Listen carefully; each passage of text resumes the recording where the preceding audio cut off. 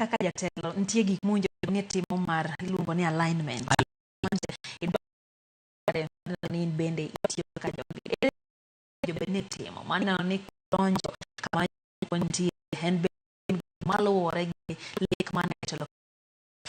ni mongo yeni lek mane mageno chako timo ni siasa ila ng'ato nigi manifesto mare to ok ni manifesto mari rach to mara ber en ona manigi pogre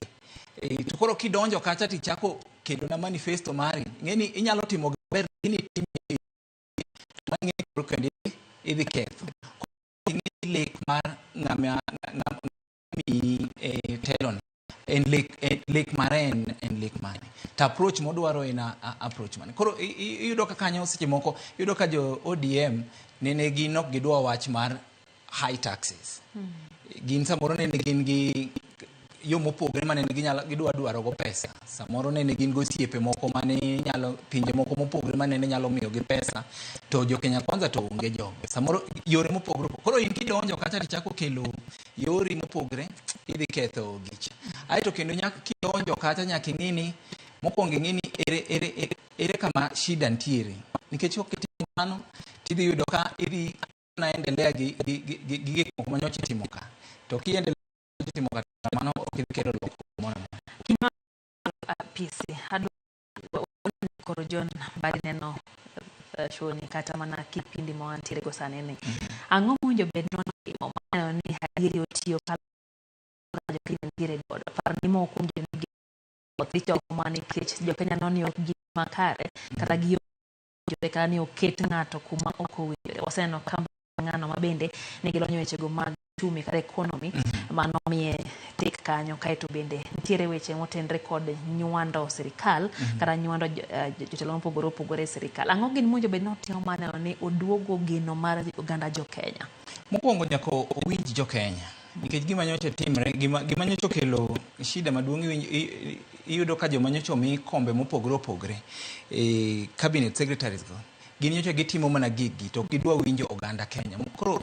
nyaka ing'eni ng'amo yieri ok en ng'ama oketi e ofis no en oganda Kenya koro ere kaka inyalo chiko iti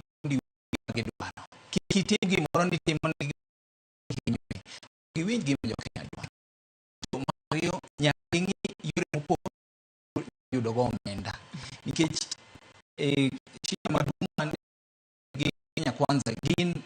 mana gi yore achiel mar yudo omenda kata yore ariyo mokwongo en taxation mar ariyo en holo gope to kamano kende kaka nyalo yudo omenda to ji oganda Kenya osetamre mano ka ang' ichako kelo gino kendo to mano kendo udhi chwanyre kapo agoli kanyo nyiso yore mage kendo nikech jatend piny nowacho kamwa gike kwa ola kokomendo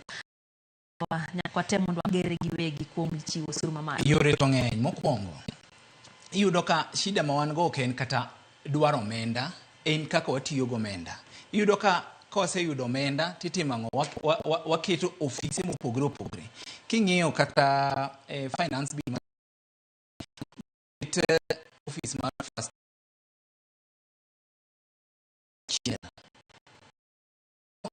office ma constitution mano en mana office man timo moro lakini ok onego bed ni imiye budget maduong' kama to kimiye 600 million ting'iyo youth fund onego bed ni konyo kata tich imiye 250 million ere ikonyo manyo agenda 250 million first lady timiyo 600 million office second lady imiyo 500 million iyudo ka ofise go ber lakini ok ofise monego bed ni miyo pesa machal kamano iyudo ka kono nyocha wadwa create position kaka mar CAS ok need at the moment iyudo ka pesa bende watiyo go e yo ma pesa kethre aketha koro onego wang'i loopholes go aeto waloro loopholes go mok